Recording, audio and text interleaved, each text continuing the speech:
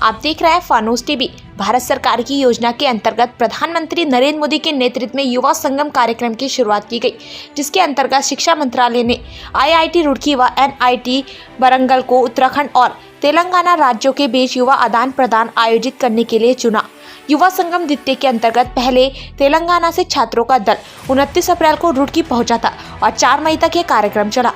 IIT Roorkee के निदेशक professor के पंत ने जानकारी देते हुए बताया कि भारत सरकार की योजना युवा संगम के अंतर्गत एक राज्य से अलग अलग यूनिवर्सिटी के छात्र दूसरे राज्य में जाते हैं और वहां अपने अनुभव साझा करते हैं।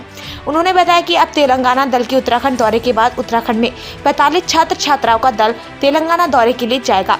इसके अंतर्गत उत्तराखंड की 12 विभिन्न यूनिवर्सिटी से 45 छात्र छात्राओं को सिलेक्ट किया गया था, जो सभी अलग अलग कॉलेज से हैं।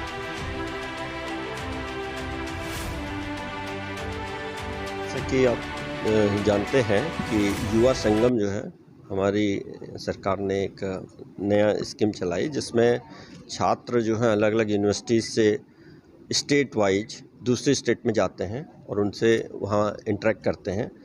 एंड ये एक तरह से साइंटिफिक, एजुकेशन और सोसाइटल, तो हर तरह के चीज़ों का संगम है।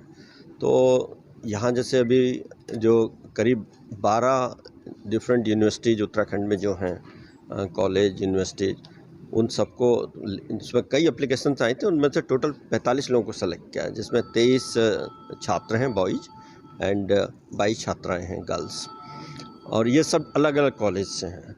तो इसका एक पर्पज़ तो यह है कि यहाँ उत्तराखंड में जो डिफरेंट कॉलेज और यूनिवर्सिटीज़ हैं उनके बीच में भी एक इंटरेक्शन ज़रूरी है।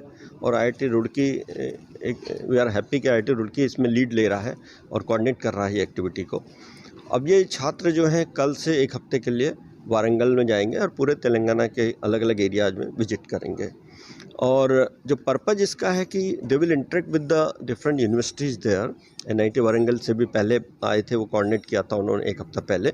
तो वहाँ से 45 छात्र आए थे, जिसमें वहाँ भी 23 छात्र थे और 22 छात्राएँ थीं। और उन्होंने यहाँ पूरे एक हफ्ता जो है नैनीताल, हरिद्वार, ऋषिकेश, कई जगह विजिट किया।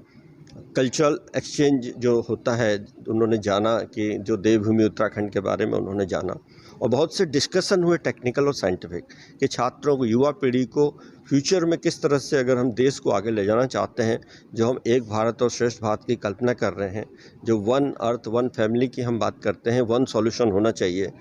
तो ये जो इस विजिट का पर्पज़ ये है कि एक दूसरे की जाने, एक दूसरे के कल्चर को जाने, आपस में इंटरेक्ट करें।